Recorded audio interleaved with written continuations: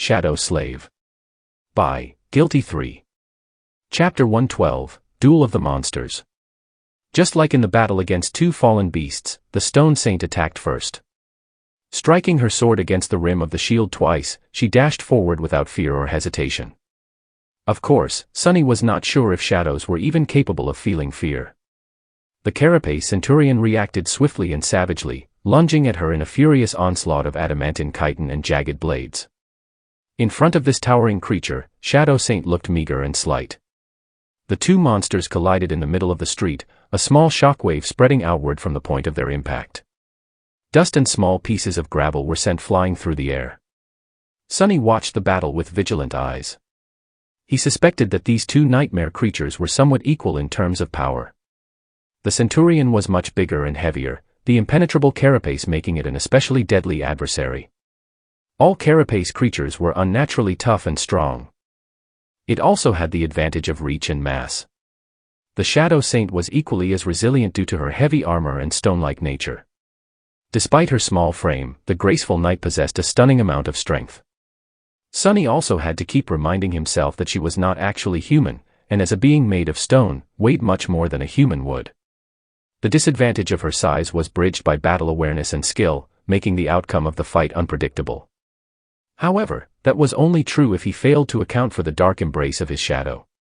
With its reinforcement, the Stone Saint was unimaginably more powerful. Sunny was pretty sure that the Centurion stood no chance.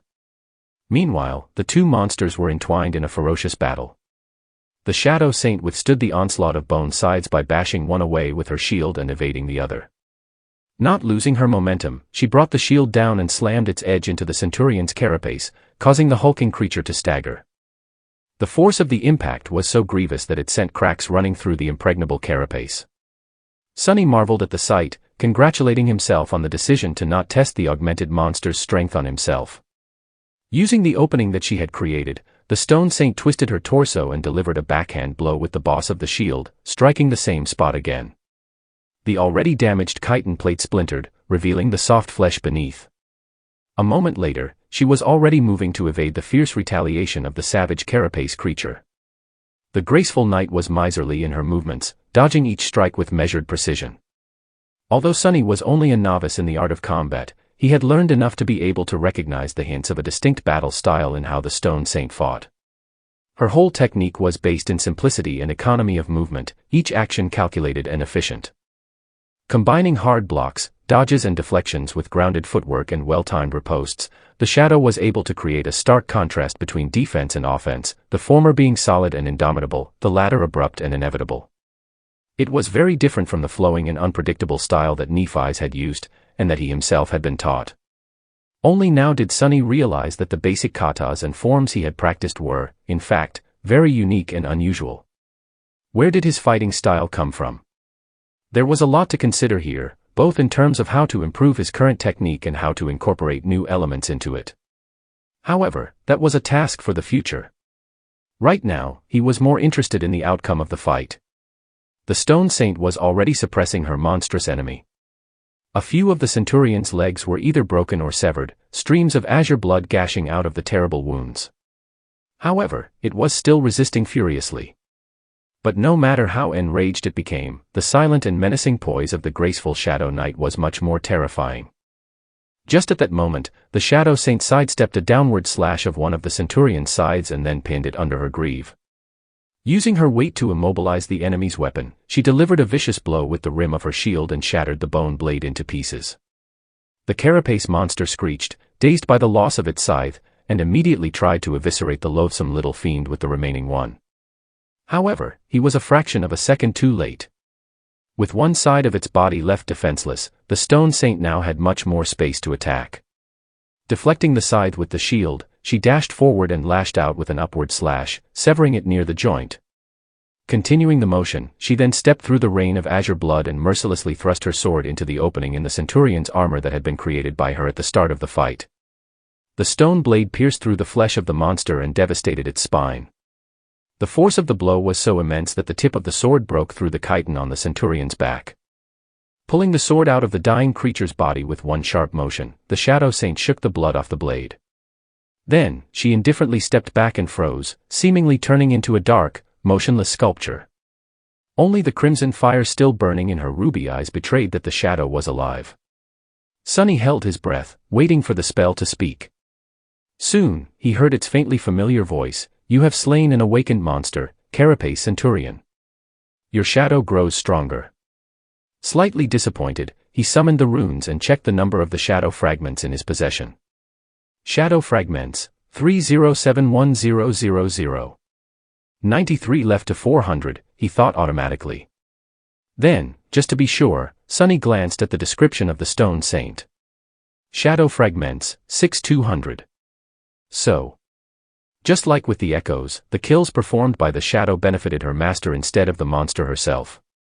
It seemed as though consuming memories was truly the only way to feed the stone saint. Sunny frowned. Well, that complicates things. Chapter 113, Dark Well. After the Shadow Saint had ruthlessly eviscerated the Carapace Centurion and confirmed Sunny's suspicion that he wouldn't be able to cultivate her in that way, he was left with nothing much to do. The night was still young, but he had already achieved his goal. Now, he was free to do whatever he wished. However, there weren't very many options available in the cursed city. He could continue to hunt, reveling in the newfound power.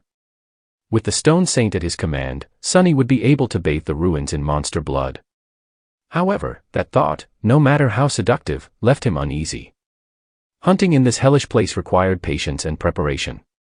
He only survived this long by carefully scouting the potential battlegrounds in advance and studying his prey from the shadows to learn its strengths and weaknesses, not rushing into a fight until he was absolutely sure that there was a solid chance of victory.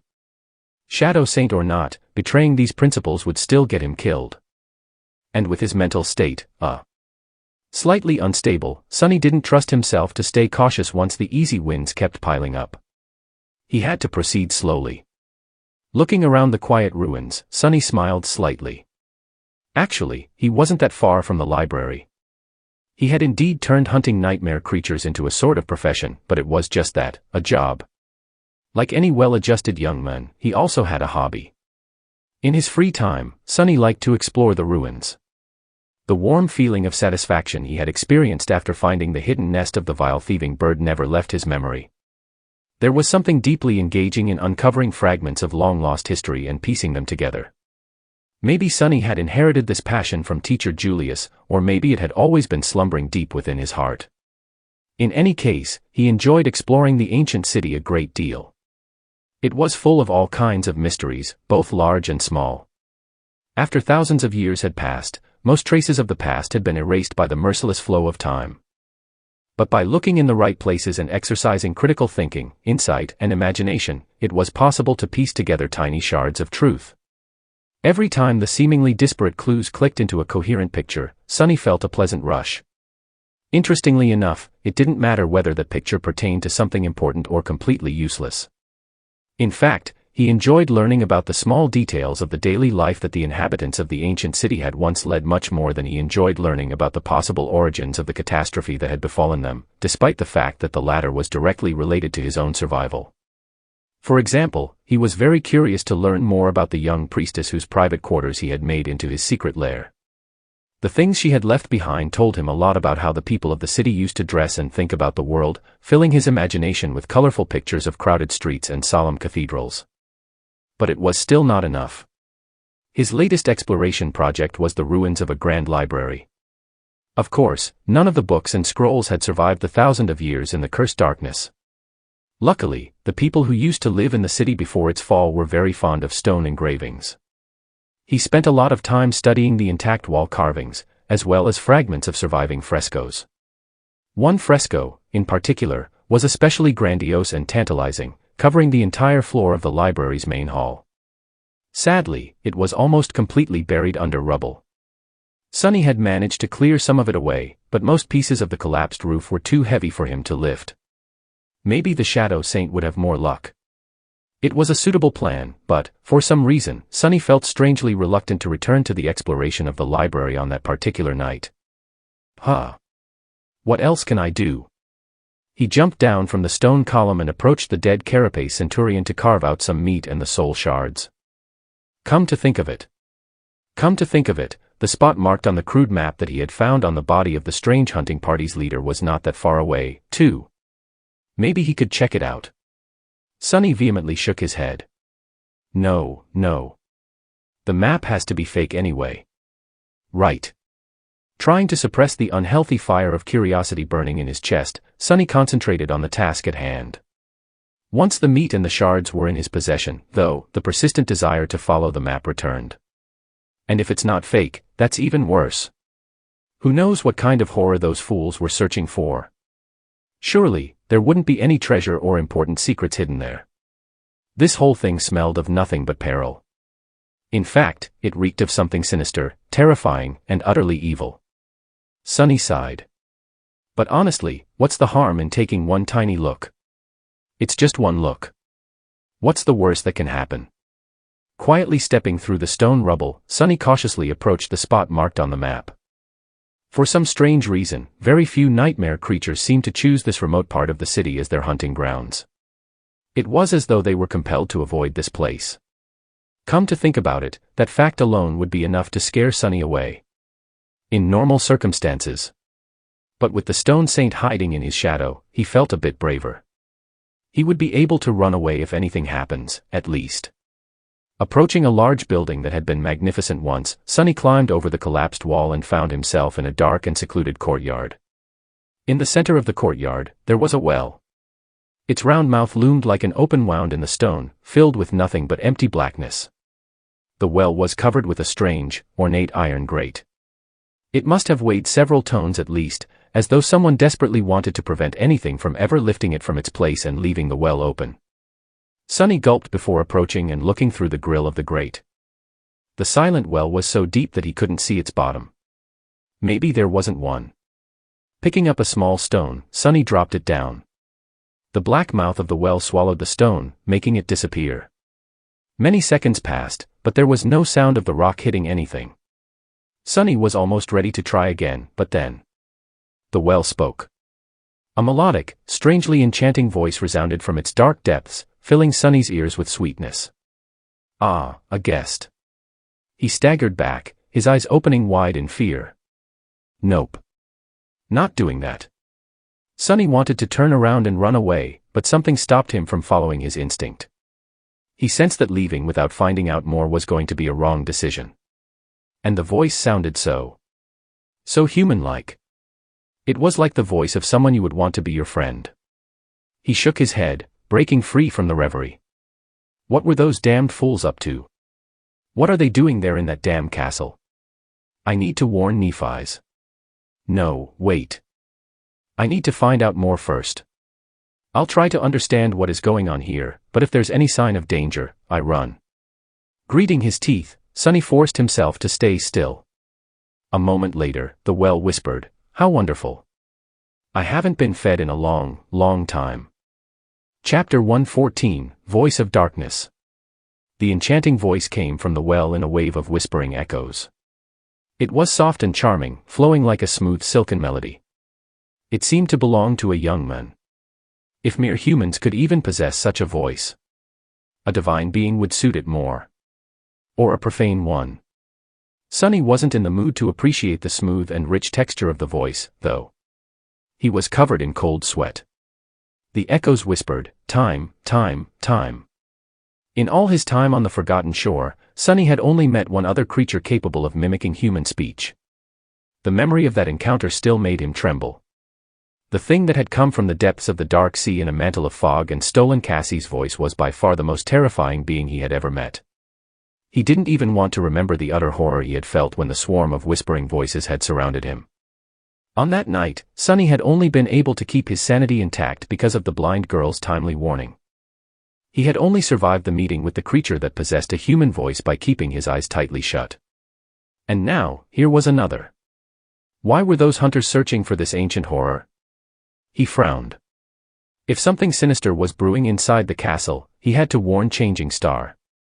But he couldn't do anything before establishing at least some understanding of the entire situation.